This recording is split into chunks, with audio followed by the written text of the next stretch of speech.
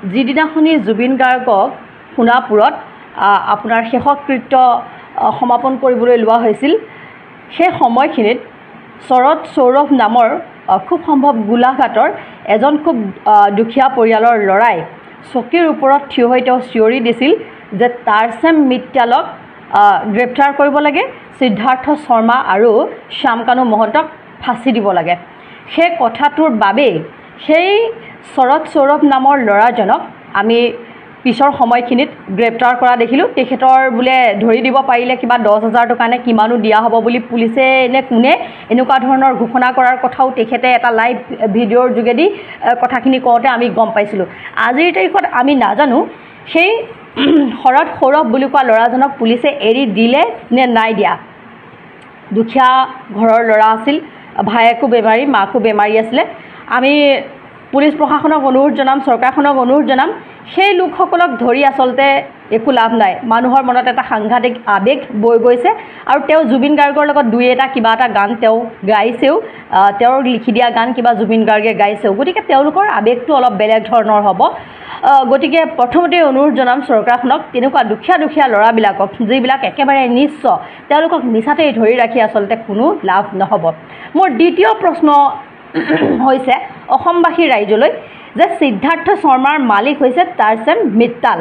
তাৰচেম মিত্তালৰ নামটো লোৱাৰ বাবেই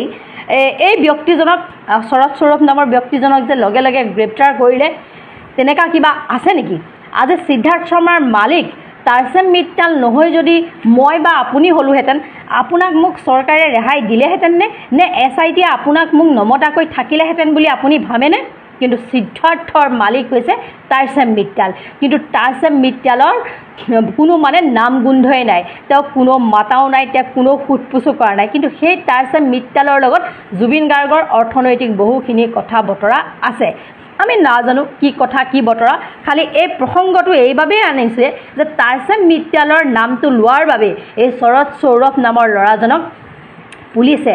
মানে তেওঁ মূৰৰ ওপৰত ধৰি দিব পাৰিলে 10,000 টকা প্ৰদান কৰা হ'ব বুলিও তেখেতক আচলতে বিচাৰি মেলি গ্ৰেপ্তাৰ কৰা হৈছে। গতিকে এই প্ৰসংগটো আহি পৰিছে। এতিয়া 3 নম্বৰ ঘটনাটো হৈছে যে জুবিন গাৰ্গকতো লৈ যোৱাটো ভুল কৰিলেই। জুবিনৰ চিকিৎসক হিতেশ বৰুৱা ডাঙৰীয়াই ইতিমধ্যে কৈছে শ্যামকানু মহন্তই এজন অসুস্থ ব্যক্তিক ছিংগাপুৰলৈ লৈ যোৱাটো তেখেতে প্ৰথম ভুল কৰিলে। তেখেতক ভালকৈ শুশ্ৰূষা নকৰাটো, তেখেতক চিকিৎসকৰ মানে সুবিধা নিদিয়াটো, তেখেতক ভালকৈ ছিকিউৰিটি নিদিয়াটো এজন আয়োজক হিচাপে এইটো তেখেতৰ দ্বিতীয় এটা ভুল। ইয়াৰ লগতে সিদ্ধাৰ্থ শৰ্মা সম্পূৰ্ণৰূপে জগৰীয়া, কাৰণ জুবিন গাৰ্গৰ গোটেই মানে স্বাস্থ্যৰ কথা, কি অসুবিধা সুবিধা সকলো কথা জনাৰ পিছতো সিদ্ধাৰ্থই কি যুক্তিত আচলতে জুবিন গাৰ্গক লাইফ জেকেট নিপিন্ধাকৈ সাগৰৰ পানীত নামিবলৈ দিলে, অথচ জুবিন গাৰ্গক বাথৰুমত সোমালেও হুক লগাবলৈ মানা কৰা আছিল। লগতে সমান্তৰালভাৱে দূষিত কিন্তু শেখৰজ্যোতি গোস্বামী, অমিত প্ৰভাহতো, কাৰণ এওঁলোকে জুবিনৰ লগত বছৰ দুবছৰ, শেখৰজ্যোতি গোস্বামী আজি 10-12 বছৰ বা সিদ্ধাৰ্থ শৰ্মাও বহু বছৰ থাকিও আজি জুবিন গাৰ্গৰ এই কথাখিনি তেওঁলোকে বুজি নাপালে নেকি? নিশ্চয় তেওঁলোকে সকলো কথা বুজি পায়। এজন মানুহৰ লগত 6 মাহ বছৰ 1 দিন থাকিলে সকলো কথা বুজি পোৱা হয়। তেওঁলোকে বুজি নাপালোঁ বুলি কোৱাটো কিন্তু আমি কেতিয়াও মানি ল'ব নোৱাৰোঁ। তেওঁলোকে জুবিন গাৰ্গক আচলতে মৰিবলৈ এৰি দি তেওঁলোকে ৰং চালে আৰু জুবিন গাৰ্গ পঞ্চমতে কিমান সময় পানীৰ ভিতৰত ডুবি থাকিলে, পানীৰ তলত কিমান সময় থাকিলে, সেই উত্তৰ আমি জানিব বিচাৰোঁ। কাৰণ জুবিন গাৰ্গৰ হাত ভৰি যিবোৰ সুতুৰা পৰা চিন, সেই চিনবোৰ কিন্তু অলপ সময় পানীৰ ভিতৰত থকাৰ চিন নহয়, সেয়া বহুত সময় থকাৰ চিন। ষষ্ঠতে মই সুধিছোঁ যে জুবিন গাৰ্গৰ মৃত্যুক লৈ এই গোটেই যে তাত ছিংগাপুৰত সেই সময়ত থকা গোটেই লোকসকল যে মৌন অৱস্থাত মানে তেওঁলোকে ধাৰণ কৰিলে, কিহৰ কাৰণে ধাৰণ কৰিলে আৰু তেওঁলোকক মৌন অৱলম্বন কৰিবলৈ কোনে তেওঁলোকক বাধ্য কৰিলে? তেওঁলোকক ব্লেকমেইলিং কৰিছে, কিন্তু কোনে ব্লেকমেইলিং কৰিছে যাৰ বাবে তেওঁলোকে একো কথা ক'ব নোৱাৰা হৈ গ'ল। আৰু সপ্তমতে ছিংগাপুৰৰ পৰা যিখন পোষ্টমৰ্টম ৰিপৰ্ট, সেই পোষ্টমৰ্টম ৰিপৰ্টটো ৰাজহুৱা কিহৰ বাবে কৰিব নোৱাৰে? ৰাজহুৱা কৰিব নোৱাৰাৰ অৰ্থ কি? যদি জুবিন গাৰ্গৰ স্বাভাৱিক মৃত্যু হৈছে তেতিয়াহ'লে এই সমগ্ৰ ঘটনাৱলী ইমান গুপুতে ৰখাৰ কি প্ৰয়োজন আছে? এই গোটেই এই যি পৰিৱেশ সামগ্ৰিক পৰিৱেশ এই পৰিৱেশটোৰ পৰা অসমৰ জনসাধাৰণে কেলে সন্দেহ নকৰিব আৰু এই যিমান চাৰ্কুলটোত থকা যিমানখিনি ব্যক্তি সেই গোটেই ব্যক্তিখিনি কিন্তু চৰকাৰৰ ঘৰৰ লগত সাংঘাতিক ধৰণেৰে জড়িত উতঃপুতঃভাৱে জড়িত আৰু এই যি অৰ্থনৈতিক কেলেংকাৰীৰ লগতে জুবিনৰ এই যি হত্যাকাণ্ড এই হত্যাকাণ্ডটোত এই চাৰ্কুলটোৰ বিৰাট এটা ভূমিকা আছে গতিকে অসমৰ ৰাইজে কাকো সুদাই এৰি নিদিয়ে কিন্তু এইটো কথা আপোনালোকে ভালকৈ মনত ৰাখক যদিও ন্যায়ালয়ে কিবা কাৰণত পৰাগ দাসৰ দৰে মানে লাষ্টলৈ শেষৰ ফাললৈ একো ন্যায় প্ৰদান নকৰে যেনেকৈ মানৱেন্দ্ৰ শৰ্মাৰ হত্যাৰ ক্ষেত্ৰতো একো ন্যায় পোৱা নগ'লে জুবিন গাৰ্গৰ ক্ষেত্ৰতো যদি উপযুক্ত প্ৰমাণৰ অভাৱতো যদি কিবা কৰে কিন্তু অসমৰ ৰাইজে কিন্তু কাকো ক্ষমা নকৰে এই কথাটো মনত ৰখাটো ভাল গতিকে মই এই পইণ্টকেইটা মোৰ মনলৈ অহাৰ বাবে মই আপোনালোকৰ আগত ক'লোঁ আৰু ছিংগাপুৰত বহুত ব্যক্তি আছিলে সেইবিলাকৰ নাম মই নকয়ে নহ'লে আকৌ মানহানি কেছ দি দিবতো মোৰ ওপৰতো সেইকাৰণে মই সেইবিলাকৰ নামটো নলওঁ ডাঙৰ মানুহ আমি হৈছোঁ সৰু ক্ষুদ্ৰ মানুহ কিন্তু আমাৰ বুকুত সাহস আছে সেয়ে আমি কথাবিলাক অৱতাৰণা কৰিছোঁ যে তাৰ্চেন মিত্তালহঁতৰ দৰে ব্যক্তিৰ নামবোৰ ল'লে মানে এই শৰৎ সৌৰভহঁতৰ দৰে ল'ৰাবোৰক কিহৰ বাবে গ্ৰেপ্তাৰ কৰে তাৰ্চেন মিত্তালৰ কাৰ লগত যোগসূত্ৰ আছে কাৰ লগত মিউজিকেল কনচাৰ্ট কৰি পেলাইনি অৰিজিত সিং আৰু A.R. ৰহমানহঁতক আনি বহুত টকাত তেওঁলোকে এইবিলাক ব্যৱসায় কৰি আছে এই যে মিক্স আপটো এইটো অসমৰ ৰাইজে আচলতে জানিব লাগে আৰু অসমৰ ৰাইজে মই ভাবোঁ খুচৰাটো ভাল বিভিন্ন বেলেগ কথা কৈ যদি আমাক ইছ্যু ডাইভাৰ্ট কৰিব বিচাৰে আমি আচলতে হ'ব নালাগে আমি মেইন মুদ্দাটোত থাকিব লাগে আৰু জুবিন গাৰ্গৰ ন্যায় বিচাৰিব লাগে লাজ পাব লাগে চৰকাৰত থকা দলটোৱে বোলে আন্দোলন কৰে কি আন্দোলন কৰিব আপোনালোকৰ আন্দোলনটোত জয় জুবিন দা বুলি শ্লোগান দিব নোৱাৰি আপোনালোকৰ আন্দোলনটোত জুবিন দাৰ জয় হওক বুলি ক'ব নোৱাৰি আপোনালোকৰ আন্দোলনটোত #জাষ্টিছ ফৰ জুবিন গাৰ্গ সেইটো লিখিব নোৱাৰি আপোনালোকৰ আন্দোলনটোত আপোনাৰ শ্যামকানু মহন্ত মুৰ্দাবাদ বুলি ক'লে গুলিয়াইহে দিয়ে আপোনালোকে আজি এই বিজেপিৰ আপোনাৰ ৰাজ্যিক সভাপতি মুখ্যমন্ত্ৰী হিমন্ত বিশ্ব শৰ্মা তেওঁলোকে যে আপোনাৰ ময়ো জুবিন আমিও জুবিন বুলি যে ক'বলৈ আহিছে সঁচাকৈ কৈছোঁ জুবিন দা জীয়াই থকালে এটা পাগল হ'ল বুলি ক'লহেঁতেন মানে জুবিন হাৱাত হৈ নাযায় জুবিন এজনেই যি একক আৰু অনন্য আৰু জুবিন দাক লৈ আপোনালোকে যি ধৰণৰ পলিটিক্স কৰিব খুজিছে আপোনালোকৰ সেই সপোন কেতিয়াও বাস্তৱ নহয় জুবিন দাক লৈ যদি জুবিন দাৰ নামত আপোনালোকে পলিটিক্স কৰিব খোজে তেনেহ'লে আপোনালোকে উফৰি যাব নোৱাৰিব নীতিকে কালি ময়ো জুবিন আমিও জুবিন বুলি যিটো শ্লোগান আৰম্ভ কৰিছিলে এঘণ্টাও নীতিকিলে উফৰি গ'ল জুবিন দাৰ নাম ব্যৱহাৰ কৰিছিলে আৰু নেগলেক্ট কৰা হৈছে অসমৰ জাতীয় আন্দোলন এটাক #জাষ্টিছ ফৰ জুবিন গাৰ্গ সেয়া হৈছে অসমৰ জাতীয় আন্দোলন ডিজিটেল মাধ্যমত সেই আন্দোলনটোক হিমন্ত বিশ্ব শৰ্মাই কৈছে বোলে নিগেটিভ আন্দোলন আৰু পজিটিভ আন্দোলন বোলে বিজেপি আৰম্ভ কৰিব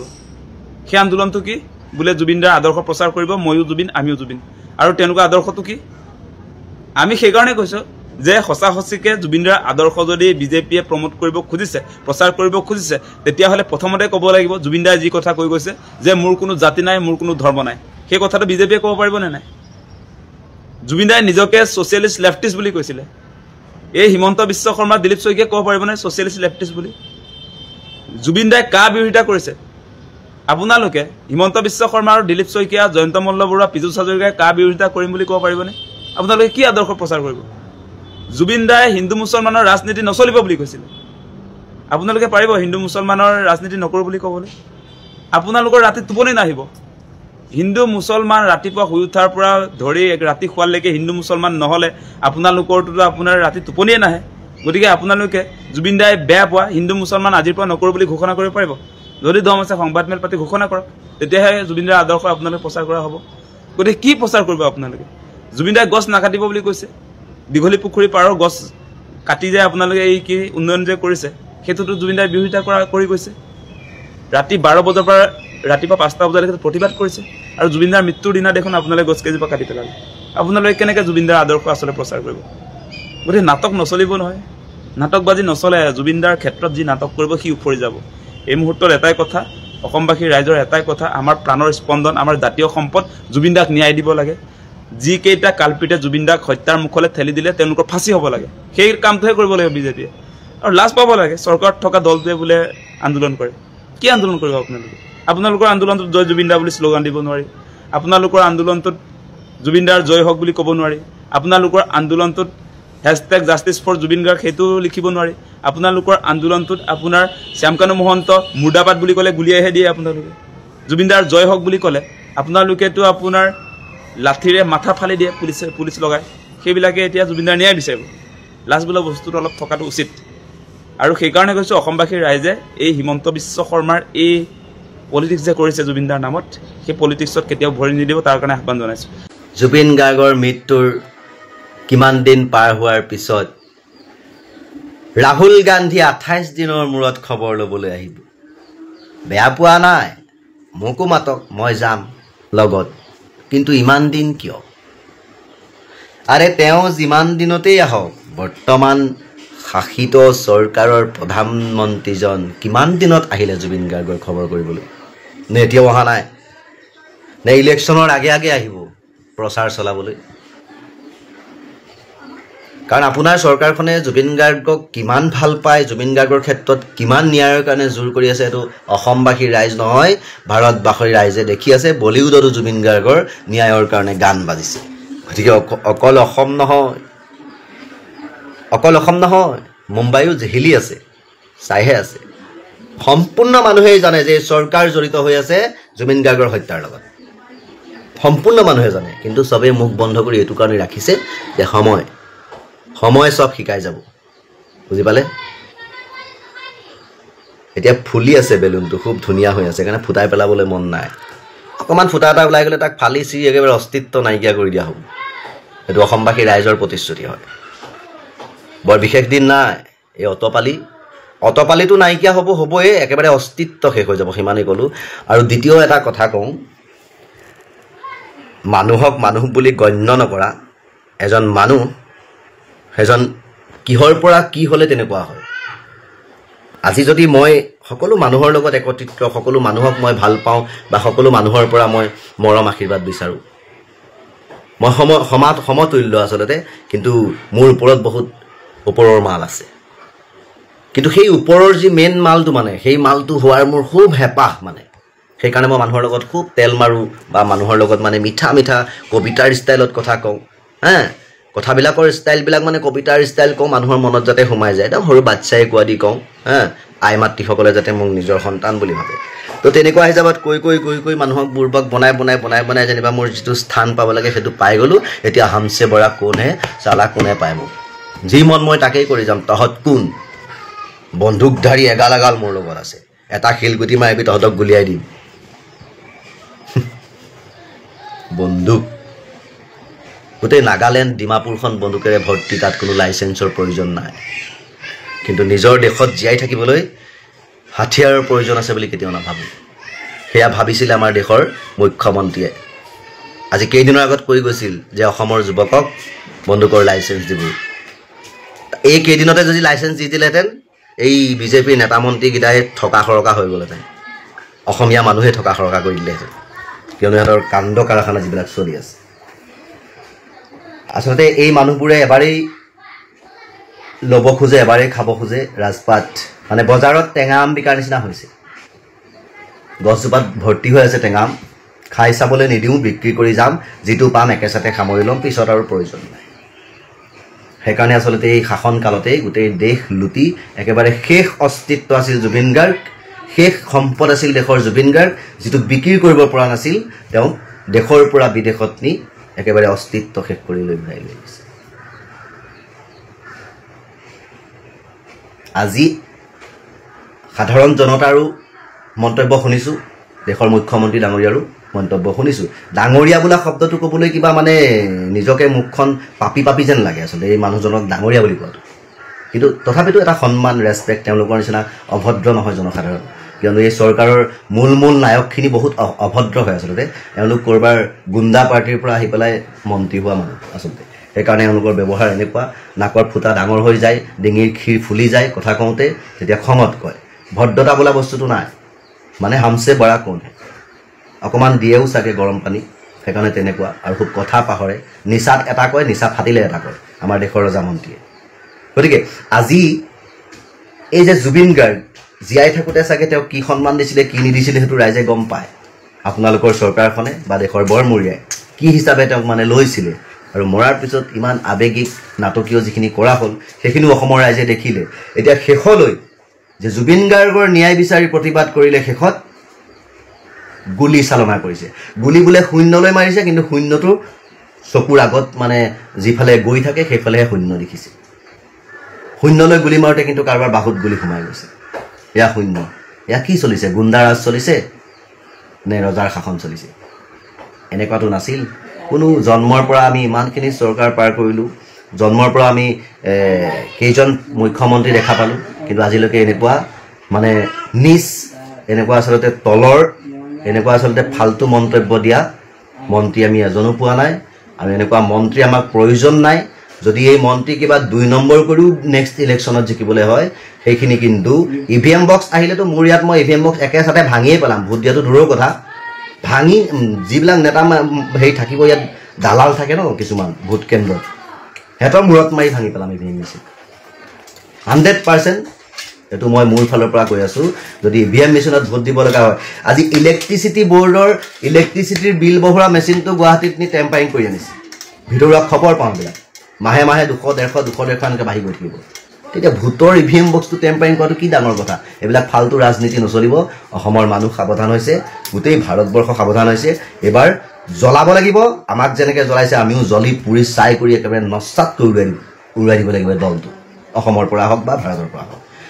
আমাক প্ৰয়োজন নাই আৰু আমাক ভাৰত জ্বলোৱা পাৰ্টিৰ প্ৰয়োজন নাই আমি ভাৰত নজ্বলাওঁ আমি ভাৰত সদায় শান্তিত থকাটো বিচাৰোঁ ইতিমধ্যে আপোনালোকে ভিডিঅ'টোৰ যোগেদি বহুখিনি কথাই গম পাইছে সকলোৱে নিজৰ নিজৰ মনৰ কথাখিনি প্ৰকাশ কৰিছে জুবিন দাৰ ন্যায়ৰ বাবে সমগ্ৰ ৰাজ্য জুবিন দাৰ অনুৰাগীসকল আশাৰে বাট চাই আছে জুবিন দাৰ লিখা সম্পদ এজন যদি আমাৰ মাজৰ পৰা নাইকিয়া হৈ গৈছে জুবিন দা আমাৰ মাজত নোহোৱা আজি 1 মাহ হৈ গ'ল কিন্তু জুবিন দাৰ ন্যায় কোনো একোৱে আগবঢ়া নাই কি হৈছে পৰিস্থিতি বহুত বেয়ালৈ গতি কৰি আছে সকলোখিনি ৰাইজে দেখি আছে পৰিস্থিতি বেয়া কৰাৰ আচল মেইন কাৰণটোৱে হৈছে এই কালপিতকেইটাৰ মুখৰ পৰা এতিয়াও ওলোৱা নাই যে কিয় হ'ল কি হ'ল অকল এইটো জানিবৰ কাৰণে সকলো ৰাইজে বাট চাই আছে যে জুবিন দাৰ লগত আচলতে হৈছিলে কি ছিংগাপুৰত হৈছিলে কি জুবিন দাৰ লিখীয়া এজন সম্পদ যেতিয়া আমাৰ অসমৰ পৰা লৈ গৈ আমাৰ মাজৰ পৰা লৈ গৈ তাক মাৰিলেগৈ কেনেকৈ কি হ'ল অকল সেইটোৱে ৰাইজে জানিব বিচাৰিছে আৰু ইমান দিনে সকলোৱে আশাৰে বাট চাই আছে যাতে জুবিন দাৰ ন্যায় পাওক জুবিন দা সদায় আমাৰ মাজত থাকিব জুবিন দাৰ সদায় অমৰ হৈ থাকিব